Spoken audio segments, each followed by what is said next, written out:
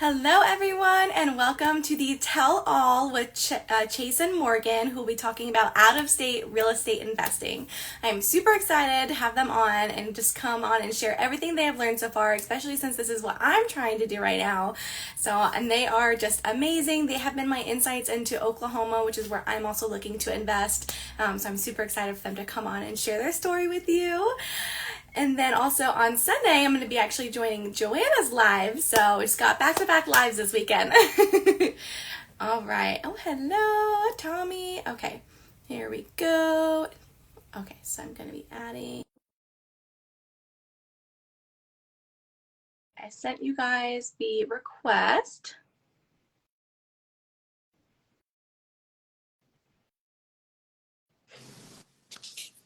Hello. Hello, how are you? I'm good. How are you? Good. Let's see if I can get my sister on here. Okay. Is she gonna have to request to join? Or how does No, I should be able to send her a request. She just has to join on into the live Oh, itself. perfect. Okay, cool. Yeah, and I can send her an invite. Cool, cool, cool. This is actually my very first time doing live, so this is exciting. Yeah, I love hearing that. They're so Very fun. cool. But it's so funny. I just realized too when I saw you hop on. I just realized you guys have a combined Instagram account. And I was like, oh no, what am I Yeah. gonna do? What's gonna happen? Oh, okay. She says, wait, I am here. Oh, okay. Perfect. Let's see if she's Let's see if I can add her. Oh, Soli's here. Hi, Soli. hello, hello, hello. The whole gang. Thank you so much for connecting us, Soli. Best connection ever. Let's Sully's see. connected me with a few people. You're one of them. I forget who else has reached out, but yeah, that's been super cool. Let's see. Did she? She says, "Wait, I am here." Oh, I wonder if it's because you guys have the same Instagram account. See if let's see if she can possibly come on from her personal, Okay. or is she on from her personal? Let me text her. Yes, Tommy is in Oklahoma. Oh, really? We have Yeah. multiple Oklahomians in here? Where, let's see, did I hear Oklahoma? Tommy, do you live in Oklahoma? Do you invest in Oklahoma? So glad you guys connected. Yes, it's awesome. So cool. Yeah, he lives there. Oh, oh, awesome. Where in where in Oklahoma? Tulsa. Oh, very cool. Very cool. All right. Hi, Ricardo. Hey, Ricardo, did you close on your property yet? He's investing in his first out-of-state property right Oh now. my gosh, so cool. He was under Awesome. contract last time I talked to him, so we need an Ooh, update on that. Yes, all the out-of-state investor kind of people are in the house. I love it. April 23rd. Woo! That's his closing date. What's the day? 12th? Almost there. Let's see, 23rd, a week and a half. It's exciting. Morgan. Oh, Let's see. Oh, there you are. better Yay! Okay, I'm gonna post send on the you Insta. an invite. Yeah, sorry about that, guys. I did not think of that. Morgan Fritz. Okay, there we are. Yes, I'm accepting her request. This is actually my first time having 3 people on. Oh, awesome. I feel this is it's looking like we're at the beginning of the pandemic, not knowing how to work technology. I know.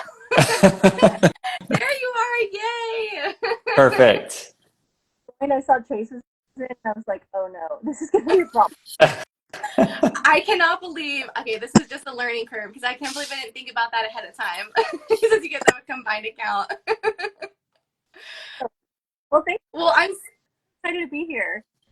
Thank you both for coming on. I'm so excited you guys are here. We have a ton of out-of-state investor academy members here. Soli's on, Sweet. Alex, Ricardo, Tommy.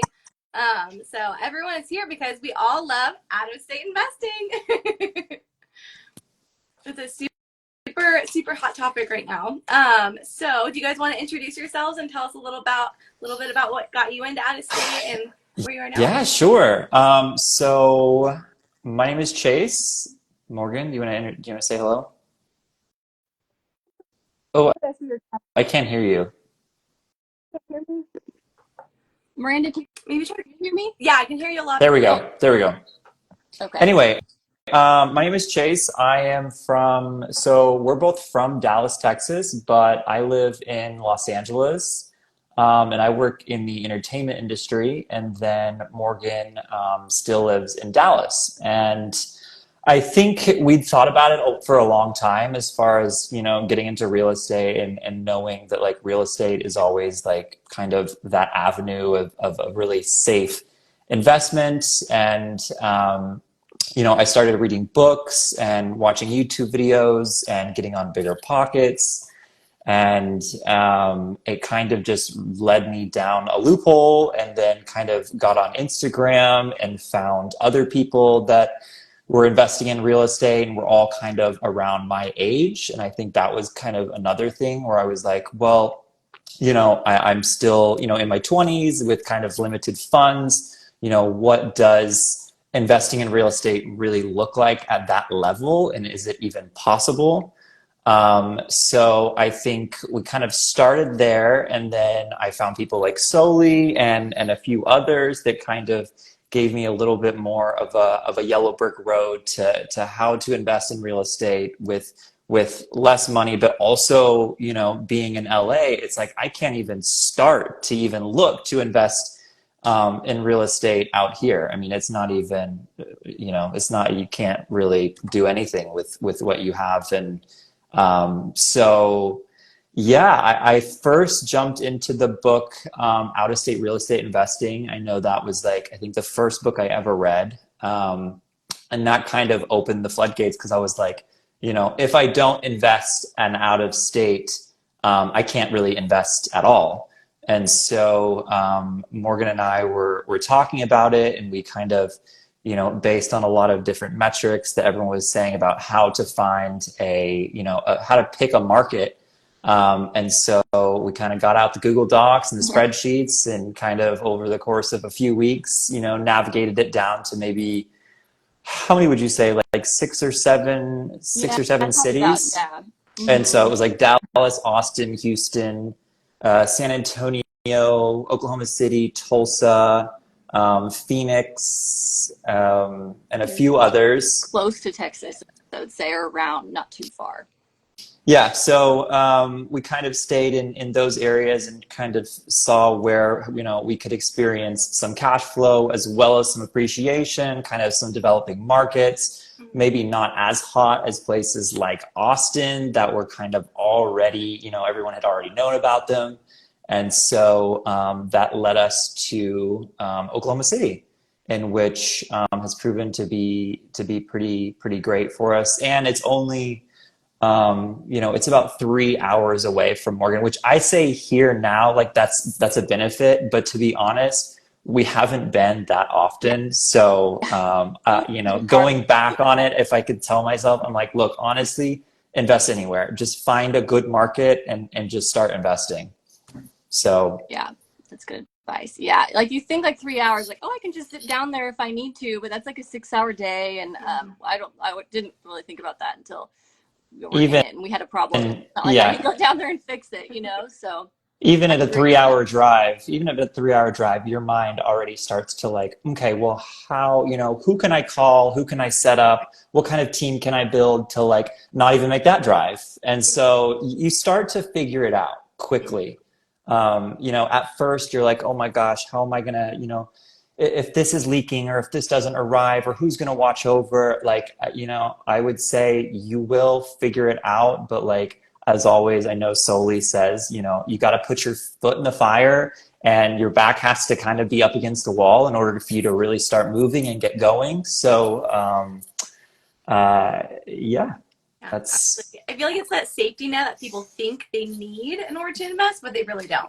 And because when totally. it comes to actually thinking that you need to use it, you're like trying to figure out every single way not to use it. You're like, okay, who can I Yeah. contact? Who can I prevent Exactly. so I don't have to make that 3-hour drive? Even though at the beginning you're like, oh, it's fine, I'll just do the 3-hour drive. And then Yeah, like, yeah.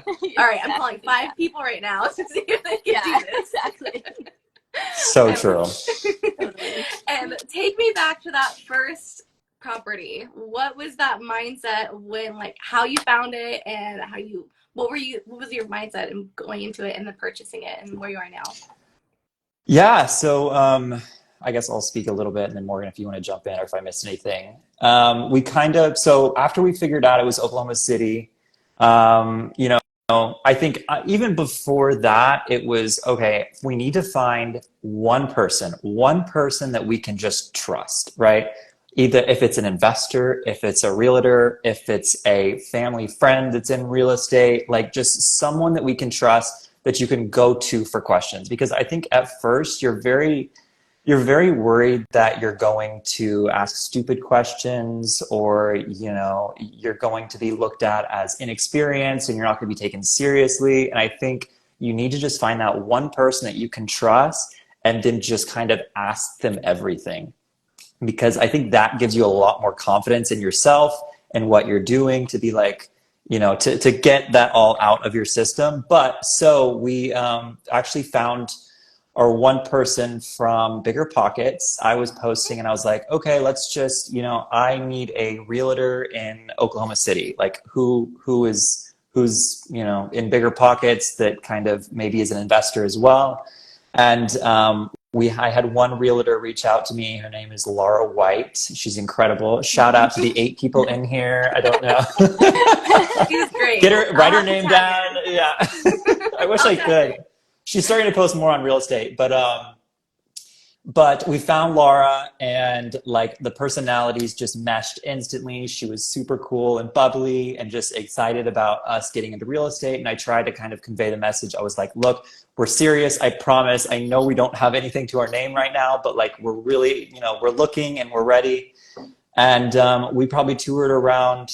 I mean, actually, we didn't tour anything. She would just go and send us videos, and then we'd kind of look at it, and then we would both look at each other like, does it look good? I guess it looks good. Well, let's Like, try it. well, Yeah. I mean, I guess I didn't see any Yeah. cracks in the walls or anything. You know, it's kind of one of those things where like, okay, this is how it's done, I guess. And so she sent us probably 5 different properties. We put offers on maybe 2 or 3 of them. And then we found this one property that you know, I think it was the offer price was 150, and we were like, well, it needs quite a bit of work, so let's just kind of see what they say. And then got it, you know, at a discounted price of like $20,000 off the market price, and we were like, all right, let's jump in and let's do this. Yeah, it's basically, yeah, it was a lot of like, it was that, you know, like the very beginning was just so scary, you know, like every step felt scary. Finding the realtor, talking to the realtor, finding a contractor, trying to explain to them what you're doing, making sure that, you know, they're not like, what, you're out of state, you know, just like all these different kind of fears that go through your mind. But like on the flip side, like kind of looking back now, it's like I'm not scared of those things anymore, you know, like I feel like I could talk to any realtor now, or I could. So you kind of see, and I think I'm starting to, as we go on this process of like, okay, like things are scary, but then like you do them and then they're not scary anymore. And then, you know, you take bigger and bigger steps. So I start to like see the path a little bit. But yeah, those beginning steps, like you said, were really scary, you know, a lot of unknowns and kind of risks at that point. Yeah, I feel like it's okay to be scared, but do it anyway. Like, do it Right, scared. yeah. You'll Because one day figure it you out. won't be 100%. Figure 100%. it out, do it yeah. scared. Mhm. You guys are proof that you can do it scared. I love it. And the fact that you said you're not scared anymore, I just feel like just shows like your progress. Mhm. I Yeah. mean, that's a huge milestone to get past, especially as a newer investor, to get to that point where you're not scared anymore. Uh-huh. That's amazing. So I'm gonna like give you a little applause right there, because Yes. that's huge. And then so you Face goes purchased on the house. So you purchased your first property. Now you're getting into rehab. How did you find your contractor? How did you vet them? How'd that go? Totally. How did we vet them? That's the best question I've heard, actually. Yeah, another good lesson. Yeah. So we pretty much, and I think it all goes back to finding out one person that you can trust. It went to Laura, and we were like, okay, this is a pretty extensive rehab job. And she even told us, she was like, this is a lot. This is a lot for your first one. You're out of state. Like, I'm just telling you this up front. Like, expect the hurdles, expect the obstacles. Like, you're kind of asking for it with this. And we were like, okay, we're ready for it. We're ready for anything. We've been looking for some time now. Like, let's do it. And so she sent us probably, I think, 3 different contractors that we kind of looked into, and we sent them all out to the house to give us bids. And we went with one guy who I think he was roughly like $3,000 or $4,000 under the others. And so, he gave us, or he had experience renovating some of Laura's other clients' houses. And so we thought, okay, looks good, sounds good. He gave us a good feeling. He was very attentive on the phone. Things felt right. And Morgan, do you want to take over from here? Yeah. So we went with vibes on the first contractor, like kind of how it felt. And again, it wasn't a big price difference, between the other 3. And we just kind of thought, well, he's cheaper and he's nice, and he's, he had a background and a record of being good. And so we went with him. Mm-hmm. And really, like, Laura had, really recommended another, like, she was kind of like, here's the options, these 3, this is the guy I personally work with. And in hindsight, like, that's what I think we would have gone with, is like the person who's actually worked with, that contractor. But yeah, we picked the one that was just a smidge cheaper. And then it didn't quite go as planned. That's our act break. Then we cut to commercial. Hopefully you come back. And so, so the first 3 or 4 months, so we were projected to finish, I think at the beginning, he told us like 4 months, and we were like, oh my God, perfect. Generally, our loan matures in 6 months or something. So, that sounds good to us. Mm-hmm. And so I'd say the first 2 to 3 months went swimmingly. Everything was good to go. And then we got to the permit process, which, because we were renovating the whole house and redoing all the electrical, they had to pull permits for that. And we were like, okay, yeah, sounds good. It should take a week or 2. Sometimes it takes longer. We're like, okay, sounds good.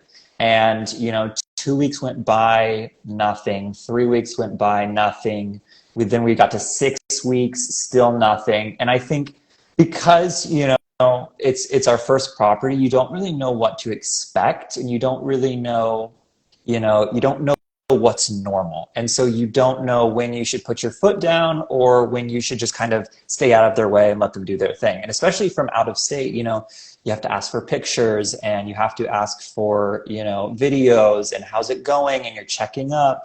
And so it's really, and especially in the first one, it's really hard to get a gauge on on how do you, at what point do I step in and be like, hey, what the hell's going on? And what point do I just kind of step back and let him do his thing? Mm-hmm.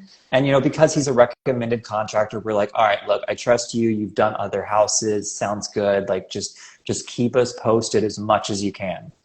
And so literally we're on like 8 weeks, 10 weeks, still like, yeah, nothing. He's like, well, these permits, like, I've never had this happen before. I'm calling the city every day. I'm going up there, and they're still just not giving me anything.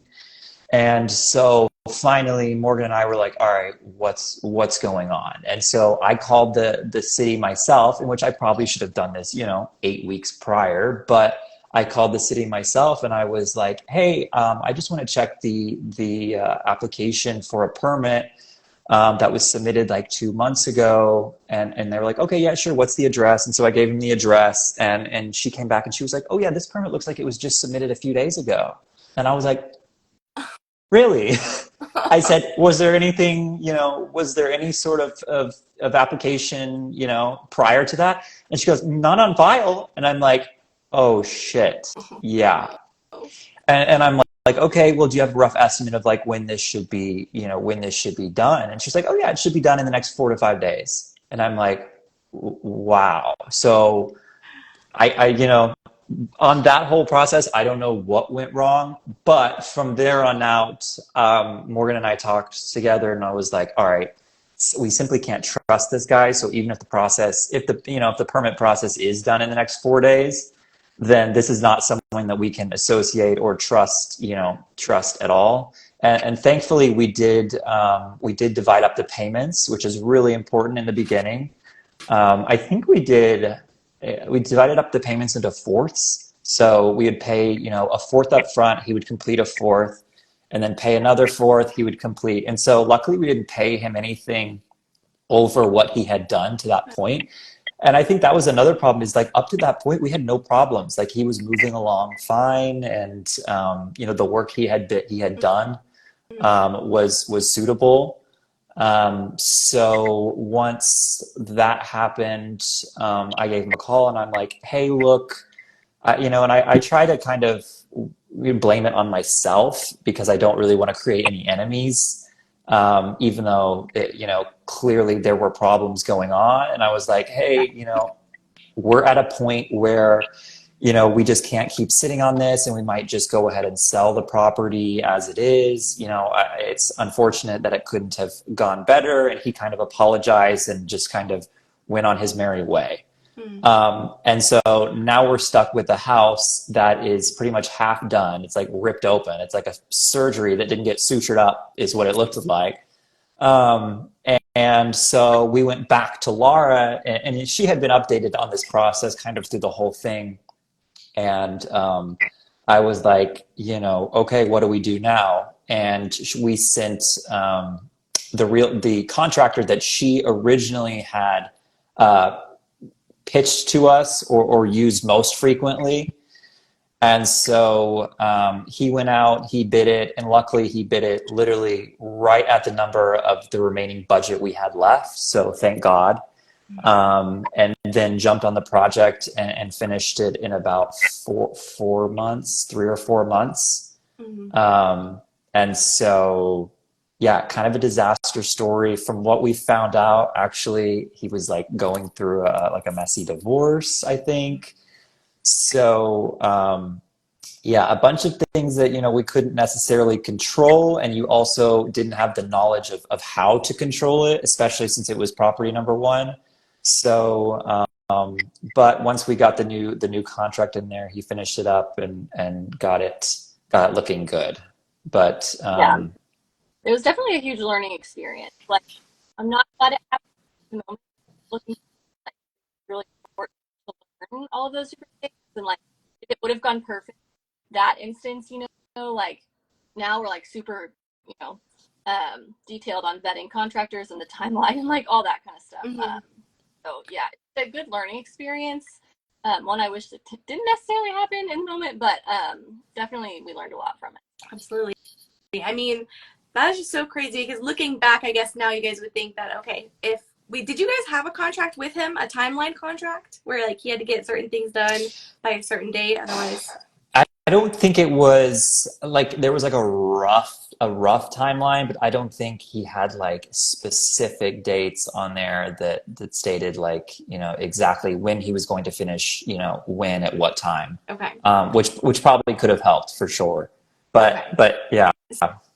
So now with your contractors, do you incorporate that timeline that has specific dates and specific duties that need to be done? So luckily, I mean, now because we've used this contractor now for 2 projects, and I mean, with him finishing up this house and the house that we did after it, there's a lot more trust. And he did it perfectly on time, on budget, no problems. Yeah. Fixed anything that came up. Yeah, the contract moving forward, it will definitely be a lot more drawn out for sure. Yeah. And so to help prevent a newer investor from kind of going through that same experience, what would you recommend? I would, I think, it all goes back to find that person you Okay. trust. And then, and it could be also like an investor as well that maybe had previous properties that they did renovation on. I would just simply go with the person that they recommend. Mm-hmm. Like it's hard because a lot of the books and they're like, say get multiple quotes, get a bunch of different bids. But more than anything, it's simply the trust aspect and the previous jobs that they've done, I Mm-hmm. think means more than even the best looking bid, to be honest. Okay. So for the first one, I think I think it would be good to get multiple bids for sure, just so you can get an understanding of what things cost, because that also comes with time. Yeah. As far as like, how do I know if I'm being ripped off? How do I know what a new kitchen sink or a toilet or siding, costs? It's good to just kind of have in your own personal vault, because I kind of like to pull those out too and be like, what did you charge me a year ago? And so Mm-hmm. you can kind of go back and you're like, well, this house is kind of the same exact size as the other one. Mm-hmm. And so just kind of for your own mental clarity and education, maybe get some more bids. But I really would rely on just going with the people that first person you meet that you really trust. I would recommend going with what they say, to be honest. Okay. And if I remember correctly, you guys closed on your second property during this whole mess. Yeah, we did. Yeah, we did. We So as we were finishing that up, there was another property that just hit my email. It was an off-market wholesale deal, and it was like this rundown little thing. But one thing that caught me off, or that caught me by attention, is that it was like a mile and a half from campus, and so the two properties that we had purchased were basically very close to a large university, University of Oklahoma in Norman, which is a little bit south of Oklahoma City. And I was like, I think it's at a good location, and it doesn't look like it's falling apart, and it's at a decent deal. It definitely needs a little bit of TLC, but I think it has a lot of potential. And so literally, fate struck, and Morgan was actually in the Norman. city of Norman, yeah, for a football game. And I immediately got on the phone and I'm like, Morgan, go buy this property right now. I have the realtor on the line. This could be a great property. And so she went by and walked through, and we were like, yeah, I think that, based on what we can see, this is kind of a rough renovation budget. And so let's go for it. Wow. I mean, while going through this whole other mess too, did either of you just ever question, stop and think, do we really want to do this? Or was that not even like on your radar? You guys thrive in chaos and you're like, no, we are ready. We are, it's blind optimism. We just keep going until it works, Miranda. Where do you guys think that comes from, within you guys, that you're not able to get paralyzed by fear? This whole fear and chaos is happening, yet you're thriving. you don't just work in fear. You go out and search for more challenges. Literally. Go ahead. And we kind of balance each other out a little bit. Wait, you think you're breaking out a little bit? I think, is your phone sitting on the ground? Sometimes that happens when it's like. Is that better? Yes. Yes. Okay. Uh-oh. Well. Okay. Can you hear me now? Yes. But yeah, we kind of balance each other out. I definitely on the spectrum of fear, and I live over here on the fear side, and I think Chase lives over here on the fearless side. So, in a way, I think it really works, because I think I can kind of look at the back end and all of that kind of stuff, and Chase kind of gives us the push to go for it. And I don't know how it happened that scenario, looking back, but it just kind of worked. I don't know. Would you say the same thing? Um, yeah, I think that, it's all about repetition and you get more confident as you Yeah. go.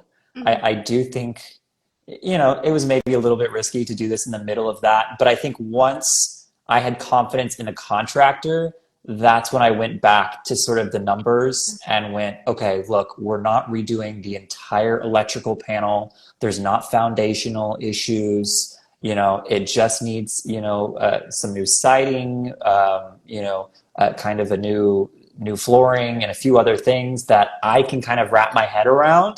Mhm. And I'm like, okay, if we use this contract that we're using now, that's really on it, that we can trust his numbers, he can get it done in an ample amount of time.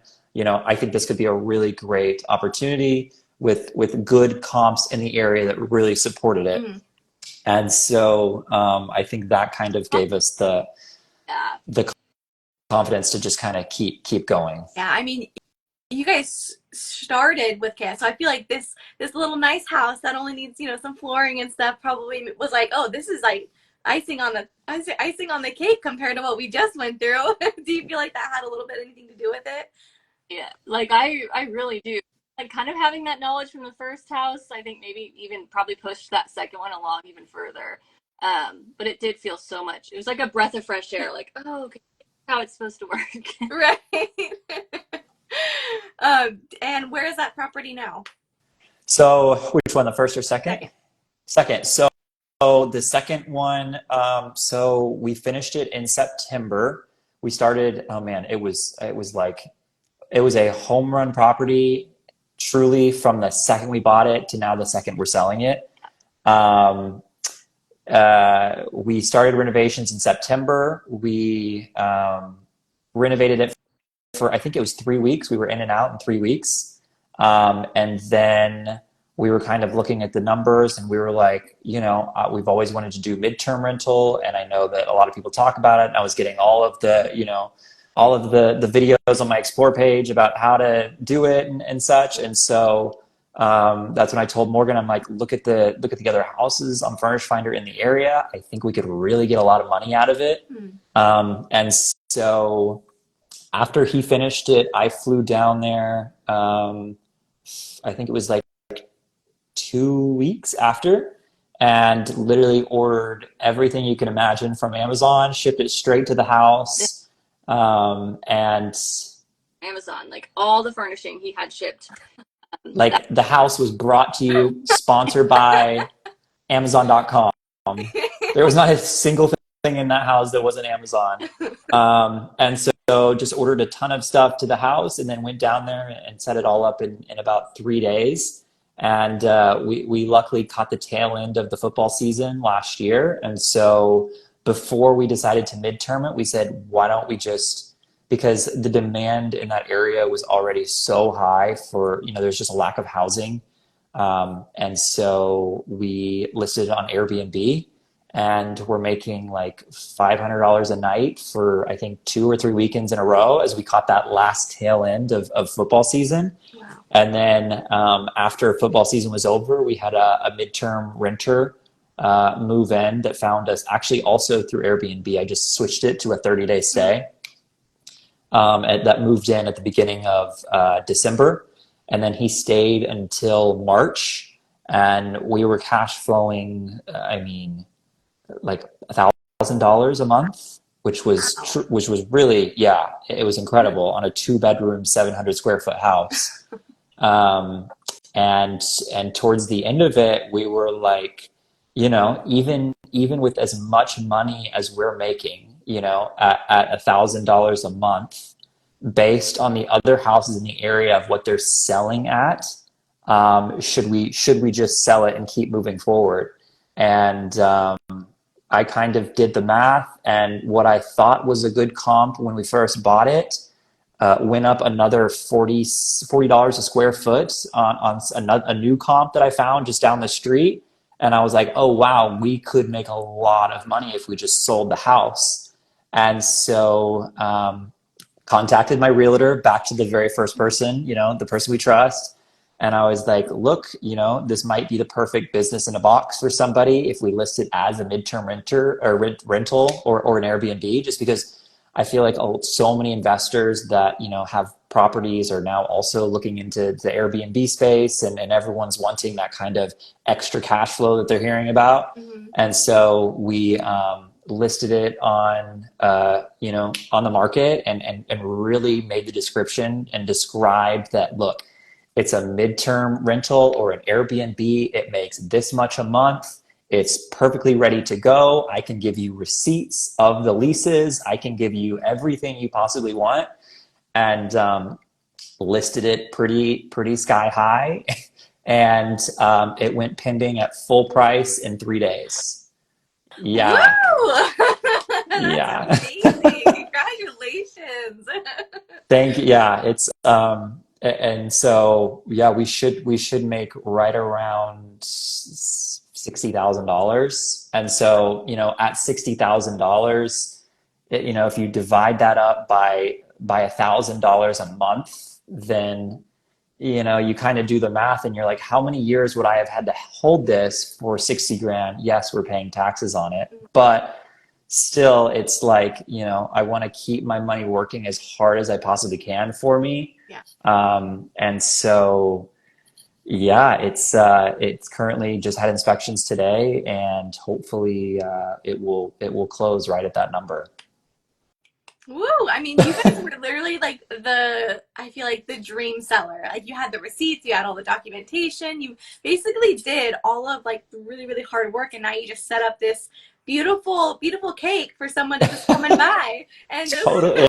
Yeah. and it's amazing because people are like, well, if you're not going to hold on to it, why would I buy it? But everybody's strategy is different, because Totally. some people are looking for buy and holds long term Mm. like that. They're able to cash flow, $1,000 or even $500 a month. I mean, that is perfect for someone. But I love that you guys were willing to shift your exit strategy Mhm. based off of what you realized you need. Because I feel like we all have this idea of what we want out of real estate investing and what a specific strategy, but then it's not until you do it that you realize, oh, well, okay, this was a great experience, but maybe I want to scale a little bit faster, or maybe, buy and hold isn't really what we want to do right now, or maybe we want to go into multifamily or commercial properties, something a little bit faster. But yeah, Yeah, $1,000. totally. And I think it all goes back to, how can I sort of fill the voids and fill the holes for somebody else? Like, how can I make this property as risk averse as I possibly can? And so, when I was telling the realtor, I'm like, hey, once you finish the description, send it over to me, because I'm going to edit it and I'm going to, literally write the story for somebody. And sure enough, once the person submitted the offer, they submitted it with the DSCR loan. And I was like, okay, so they're doing is exactly as we had sort of laid the path for. So I mean, if you know who your buyer is, I feel like that's when you can get totally. And I think it's important to, as you were just saying, to like always keep your eyes open, because, even though you go down that single path and this is what you want to do, and we're like, oh my God, this was like, we literally perfected what we were trying to do, and it was great. But like, still, always think about, always be able to pivot and be able to move around, because you just never know where else the opportunity is. Definitely, yeah. And we do have some questions in the chat real quick. Keisha asks, do you use any specific tools or software to track and manage your budget for out-of-state investments? Morgan, do you? I would like to get to that, but right now I do it all kind of by hand, in Excel and Google Doc and stuff like that. Okay. And then she also asks, did you consider a 1031 exchange when you were going to sell this property? Yes, we did. Right now, we are actually moving into multifamily. And so I know there is a timeline on the 1031 exchange. And I also am not sure, isn't there a minimum requirement to hold a property with the 1031 exchange, possibly? I'm not actually totally sure if there is or not. Talked about it. The 1031, you have to purchase a property like that's worth more than the one that you're selling. I think, right? Yeah. I mean, technically we would be going to multifamily, but I think one of the things was that I think we had to hold it for 2 years, possibly. I don't know. Actually, someone might know more about it, but Anyone that who was knows, post it. So I'm not sure. And so you guys said that you are moving into multifamily now? You're right, Chase. Oh, okay. Yes, yeah. So right now I've been going to, or excuse me, my train of thought just got lost. But we are shifting into multifamily. I went to a convention actually in Wisconsin with this guy named Justin Spalding that owns like 1,500 units or something. But kind of like solely, I just loved his content on Instagram, and so I decided to go to his mastermind, and it was like a whole new level of real estate that like my mind was just like opening. And so from January, we've been looking at multifamily properties and underwriting them. And luckily, he has like a course that sort of comes with the program that you literally meet with him every Thursday, and you go through deals, and he goes through deals, and he literally gives you everything he has, operating agreements and LOIs, and pretty much opens up his books to you. And so we've just been underwriting a bunch of different smaller apartment complexes. And then we submitted an LOI on a 20 unit roughly, I think it was a week ago. And it did get denied, but we're still looking. Yes. It's good practice. That's amazing though. You guys are actively still out there pursuing it. And are you guys still looking for private money lenders as well? Absolutely. Absolutely. Yeah. I think that's and especially with the multifamily space is we'll be raising a majority of it. So it's exciting. And what do you feel like was the biggest mind shift during this whole process from beginning to end that you guys can look back on now and see or reflect on? Biggest mind shift, Morgan? I think like you start to see the possibilities maybe in the beginning. You know, I guess how kind of like Chase was saying, like how your goals change a little bit and you pivot a little bit more. Just like having an open mind, I think the biggest way. I think when we got into it, it was like, this is what we want to do. We want to have long-term rentals, maybe midterm rentals. Now we're looking at multifamily. So just like an open mind, I think. Yeah. It would be. And I think so much of it is just get in, you know, it's so hard, but like, I'll be the first to say, like, I tried to read every book in the world about it, and you'll learn so much more by just doing it. And you have to kind of trust yourself to like, look, I will figure it out as I go. And it's hard to kind of get yourself to understand that, but you will. Yeah, I love that. Can I just I need to make a short, that short. Just right there. Yeah. And like post it next to my Gordon Ramsay quote on my wall. Oh, perfect. Chase Fritz, put it in the button. They're like, who's that? I don't know why, but I feel like as a newer investor, that fear, it's not even like that you're gonna fail, but it's like, what happens when you fail? And like, I guess the fear of not knowing what to do at that point. But seeing investors like you go out and do it, and then also thrive in that chaos or see your way out of it and just keep going, I feel like it's so inspiring. And that's why I'm so happy that I had you guys on, because I feel like this story is so important for people to hear. And I don't think we ever talked about what happened to that first property. So the first property, we spent so much money on it through renovations and through, honestly, it wasn't even the renovations. It was just the interest, because we were on a 12% interest, and it was deadly. It was like Then the loan was another, couple $1,000s, and it just. Yeah. And that was the biggest point of like, we have to wrap this property up like now, because, and I think that the hard money company or whatever we were working with was just like so difficult to work with. And Morgan can touch a little bit on that process. Yeah, the hard money lender, I think that was another thing that we kind of learned that we want to stay away from moving forward. It might just been our experience with this one hard money lender company, but like just to contact them was hard. Their phone numbers didn't work. It was like they weren't there to help you. And one thing I didn't know going into it about going into hard money loans, and maybe it's not like for all of them, but like hard money loans are or lenders are so specific about kind of what you're using their money on, obviously. And so they, had this huge spreadsheet that we made at the beginning, which is kind of our rough estimates of, we expect to spend this much in the kitchen and this much in the bathroom. And then, when all this, kind of happened, and I had to go back to them and say, it's like, I'm not changing the budget, but I'm changing, where I'm putting that money. Like now I'm going to put this chunk in the bathroom and this chunk in the kitchen, just based on how, different contractors split it up. And that was almost impossible to do with them. It was so nitpicky, and they send appraisers out and like all this stuff. And then, we're watching the interest go and before our eyes were going. Honestly, I would recommend not doing hard money if you can't. I mean, if that's a last ditch effort, then do it. But yeah, that was really, really difficult. But yeah, after that, we finished that and sold the house and got out alive. But that was certainly difficult. A big hurt.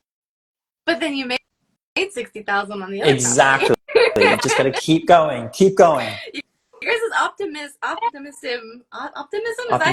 that it's like rubbing off on me already. I love it. And what advice can you give someone who's looking to do this right now? Ooh.